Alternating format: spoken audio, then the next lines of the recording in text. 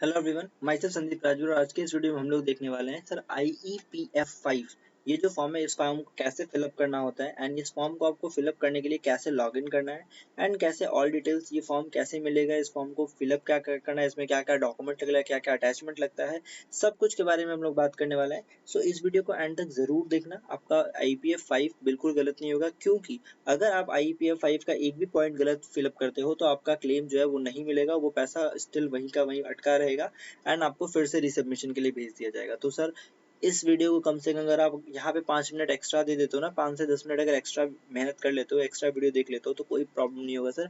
कम से कम आपका फॉर्म सही जाएगा। ठीक है, अगर आप खुद से फॉर्म फिलअप नहीं कर पाते हो सर, आप हमसे कांटेक्ट कर सकते हो। डेफिनेटली मेरा डिस्क्रिप्शन में कांटेक्ट नंबर दिया हुआ है, हम आपके लिए पूरा का पूरा ये प्रोसेस कंप्लीट कर सकते हैं। इवन आपकी क्लेम आने तक हम आपके साथ रह सकते हैं। ओके, सो बाकी का डिटेल जो है आप कांटेक्ट नंबर है या फिर ईमेल आईडी है, उसमें आप कांटेक्ट कर सकते हैं, किसी भी तरीके से आप कम्युनिकेट कर सकते हैं। तो अपने फटाफट अपने इस वीडियो में आगे बढ़ते हैं। सर जब आपको IPF5 फॉर्म फिलअप करना होता है ना, तो यहाँ पे जब दिख जाते हो एमसी सर्विस के पास, ठीक है, तो यहाँ पे इन्वेस्टर सर्विस में जाते हो तो IPF5 आपको यहाँ पे दिख जाता है। ओके सर, IPF5 में जब आप जाओगे ना तो आपको लॉगिन करने बोलेगा। इसके लिए आपको चाहिए V2 पोर्टल की लॉगिन, मतलब यहाँ वाली लॉगिन आईडी चाहिए होगी आपको। ठीक है, यहाँ वाली आपके पास लॉगिन आईडी होगी तभी आप इसको क्रिएट कर पाओगे, तभी जाके आप फॉर्म फिलअप कर पाओगे।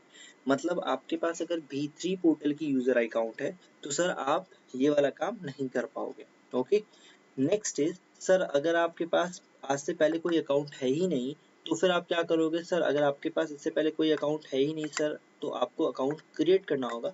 बट जैसे ही आप रजिस्टर करने जाओगे ना, एंड रजिस्टर करने जाओगे एंड जैसे ही आप इंडिविजुअल यूजर क्रिएट कर दोगे, आपका काम वहीं खराब हो जाएगा, आप फॉर्म फिलअप नहीं कर पाओगे। जैसे ही रजिस्टर्ड यूजर बन जाते हो ना, आप कोई भी फॉर्म फिलअप नहीं कर पाओगे। बेसिकली इसका मतलब है आपको V2 की जो यूजर आईडी पासवर्ड है वो नहीं दिया जाएगा बाई MCA।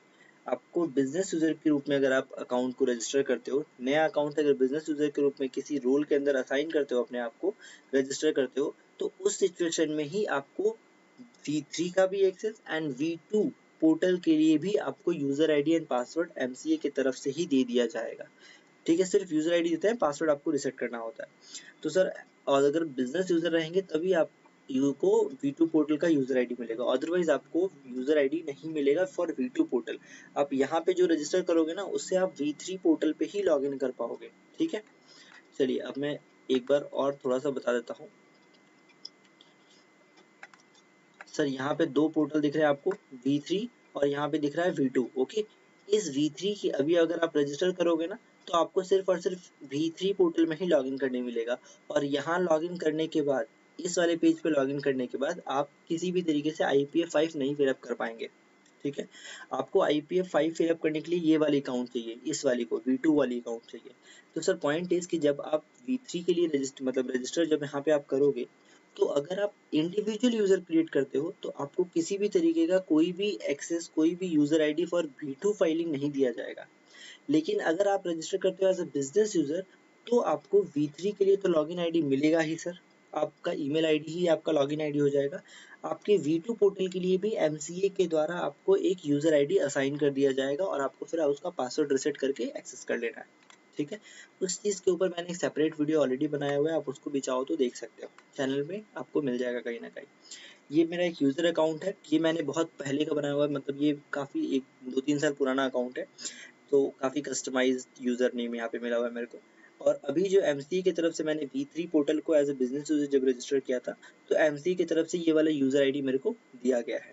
ठीक है, अब यहाँ पे जैसे ही मैं लॉगिन करता हूँ, MAKKERS, चलो ये जैसे ही लॉगिन हो जाता है, सॉरी कुछ एरर दिखा रहा है, FLOTERS, ओ सॉरी मैंने पुरानी आईडी लॉगिन कर ली, खैर कोई नहीं। नेक्स्ट यहाँ पे क्या है देखो, जैसे ही आप MCA सर्विस में जाओगे, आपको नीचे जाना इन्वेस्टर रिलेटेड सर्विस में, थोड़ा नीचे कर लो, MCA सर्विस, इन्वेस्टर सर्विस, यहाँ पे आपको IPF5 मिल जाएगा, क्लिक करिए, ये फॉर्म ओपन हो जाएगा। ये फॉर्म एक वेब बेस्ड फॉर्म है, मतलब इस फॉर्म को आपको यहीं से फिलअप करके फाइल करना होगा। So it's a web based form. Okay, यहाँ पे आपको पूरा का पूरा डिटेल्स देना होगा सर। अब यहाँ पे क्या ना, नेक्स्ट का ऑप्शन रहेगा।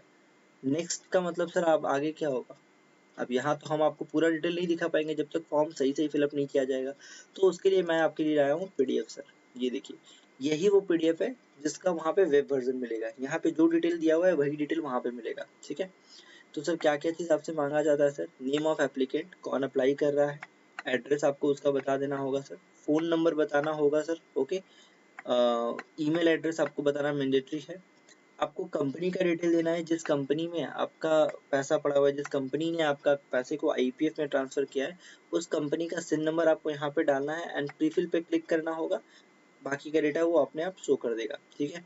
नेम ऑफ कंपनी या फिर बैंक जो भी है, एड्रेस, ये सब वो अपना आप ऑटोमेटिक, ये 3 कॉलम, जैसे यहाँ पे सिन नंबर देके प्रीफिल पे क्लिक करोगे ना, ये वाला कॉलम, ये वाला कॉलम एंड ये वाला कॉलम, ये तीनों कॉलम ऑटोमेटिक फिलअप हो जाएगा, ठीक है। Now detail of share claim, आपको कितने कौन कौन से शेयर है और इसके क्लेम क्या क्या है उसका सारा डिटेल देना होगा, ठीक है।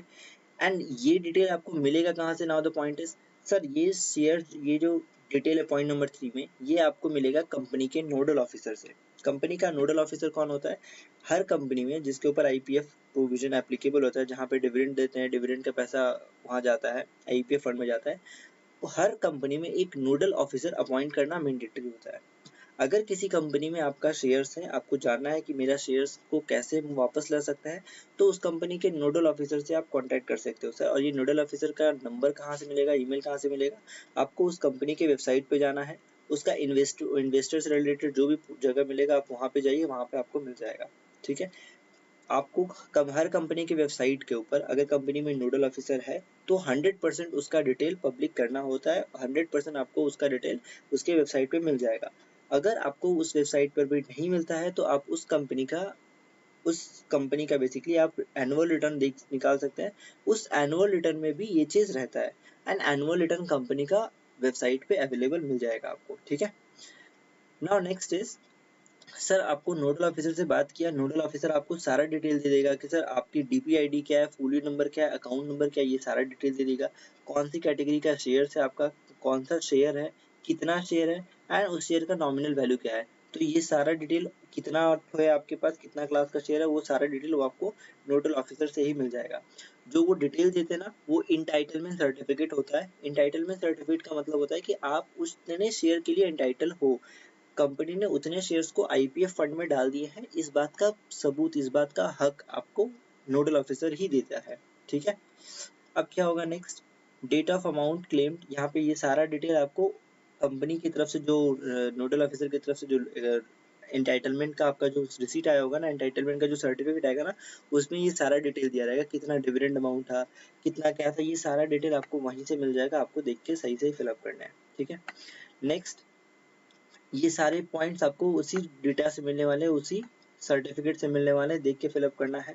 आपको अपना बैंक का पूरा डिटेल फिलअप कर देना है एंड इसके साथ साथ ये सारे अटैचमेंट सर आपको लगेंगे सर। पहले तो प्रिंट आउट ड्यूली फाइल, इस जो ये फॉर्म है, इस फॉर्म को आप प्रिंट आउट कर लीजिए, ठीक है। एक आइडेंटिटी बॉन्ड बनाना होगा ओरिजिनल। नेक्स्ट, एक एडवांस स्टैम्प रिसीप्ट ओरिजिनल। ये सारे डॉक्यूमेंट आपको बेसिकली प्रिपेयर करने होंगे, सारे प्रिपेयर कर लिए। प्रिपेयर करने के बाद ये सारे डॉक्यूमेंट, इसके साथ साथ ये फॉर्म फाइल करेंगे तो एक एसआरए नंबर आएगा, वो वाला लेटर भी, ठीक है। एक्नॉलेजमेंट बेसिकली हम लोग बोलते हैं वो चीज़। तो इन सभी को बंच बना के एकदम बढ़िया से करके एक कुरियर में, एक अच्छे से कवर में डाल के उसको आपको भेज देना होगा कंपनी के नोडल ऑफिसर के पास। उसके पास जाएगा, वो देखेगा, सारा डेटा को मैच करेगा, अगर सही रहा तो ओके, गलत रहा तो वो चीज़ को वापस भेज देगा आपके पास कि सर आपका ये चीज़ गलत है, वापस आप ठीक करके भेजिए। इसमें क्या है ना, टाइम कंज्यूमिंग बहुत ज़्यादा होगा और आपका भी हैरेसमेंट बहुत ज़्यादा होगा, क्योंकि वो 2 बार 3 बार भी अगर रिटर्न करते हैं तो सर 4-4 दिन का, 1 वीक का लैग आ जाता है। आपने भेजा, वो 1 वीक बाद उसको एंटरटेन किया, 1 वीक बाद फिर वो आपके पास भेज दिया, तो ये जो कम्युनिकेशन होता है 15 दिन का, 20 दिन का गैप हो जाता है। तो मैं यही बोलूंगा कि आप सही इन्फॉर्मेशन डाल के भेजो, गलत इन्फॉर्मेशन डाल के भेजोगे आपका टाइम और पैसा दोनों बर्बाद होगा, ठीक है। तो फॉर्म फिलअप कर लिया, ये आपने फॉर्म फिलअप के साथ ये सारे अटैचमेंट और ये सारा डॉक्यूमेंट आपने कंपनी को भेज दिया। और ये जो फॉर्म था ना, ये हमने यहाँ से फिलअप ऑलरेडी कर दिया है एमसीए पे, है ना। तो ये पोर्टल ऑटोमेटिक एमसीए के ऊपर अवेलेबल है, ये फॉर्म ऑटोमेटिक फिलअप कर दिया गया, आईपीएफ के पास पड़ा हुआ है कि ये फॉर्म के ऊपर इस फॉर्म का सॉर्ट आउट करना है, ठीक है। एंड आपने फिजिकल फॉर्म कंपनी के पास भेज दिया। कंपनी का जो बंदा है उसने फिजिकल फॉर्म देखा, फिजिकल फॉर्म अगर उसको ओके लगता है तो ये बंदा आईपीएफ अथॉरिटी को बोलता है कि हाँ ये सारे फॉर्म्स ठीक है, ओके अप्रूवल देता है। जैसे ये इसको अप्रूवल देता है ना, ये आईपीएफ अथॉरिटी आपके अकाउंट में आपके पैसे और शेयर्स भेज देती है। यही बहुत ही सिंपल सा प्रोसेस है एंड इसी सिंपल से प्रोसेस को कंप्लीट करने में काफी टाइम लग जाता है। ठीक है, नेक्स्ट अब यहाँ तक करने के बाद आपको चेक फॉर्म पे क्लिक कर लेना है। बेसिकली जो न्यू पोर्टल का फॉर्म है, वेब बेस्ड फॉर्म है, वहाँ पे आपको सबमिट का ऑप्शन मिल जाएगा एंड फिर आपको ये फॉर्म जब सबमिट कर लोगे आपको एसआरएन वगैरह सारा डिटेल मिल जाएगा। सो यही है आपका IPF 5 फॉर्म। मिलेगा कैसे वो भी मैंने बता दिया, भरना कैसे है वो भी बता दिया। अगर आप नहीं भर पाते हो तो उसके लिए मेरा कॉन्टैक्ट नंबर जिंदाबाद है, आप जब चाहो कम्युनिकेट कर सकते हो। ठीक है, सो छोटी मोटी इश्यूज में कोई प्रॉब्लम नहीं है, वो मैं ऐसे ही बता देता हूँ। मैं व्हाट्सअप करना ज़्यादा प्रेफर करता हूँ, आप व्हाट्सअप करो, विद इन 1 आवर आपको 100% रिप्लाई कर देता हूँ। हाँ सम टाइम नहीं कर पाता तो उसके लिए माफ़ कर दो यार, बट जहाँ तक मेरा आज तक का रिकॉर्ड है मैंने सबको रिप्लाई दिया। ऐसा कोई नहीं है कि मैसेज करने के बाद उसको रिप्लाई नहीं किया, फिर इवन कमेंट तक का मैं रिप्लाई करता हूँ। ठीक है, तो ठीक है, जब टाइम मिलता है मैं रिप्लाई करने मतलब कमेंट्स पढ़ने बैठ जाता हूँ, तो वो काफ़ी अच्छा लगता है। तो यार कमेंट करो, जो भी चीज़ अच्छा लगा, पॉइंट समझ में आया तो कमेंट करो, कोई भी डाउट है तो कमेंट करो। ठीक है, वीडियो अच्छी लगी तो लाइक करो एंड वो जो सब्सक्राइब वाला बटन है ना, अब उसमें तुम उसको फॉर्म फिलअप करो, आईपीएफ भरो, उसको जो करना है करो, लेकिन यार उसको सब्सक्राइब करो, उसको क्लिक करो, उसको फोड़ दो, फोन तोड़ दो, लेकिन वो सब्सक्राइब हो जाना चाहिए। ठीक है, चलते हैं, मिलते हैं नेक्स्ट वीडियो में।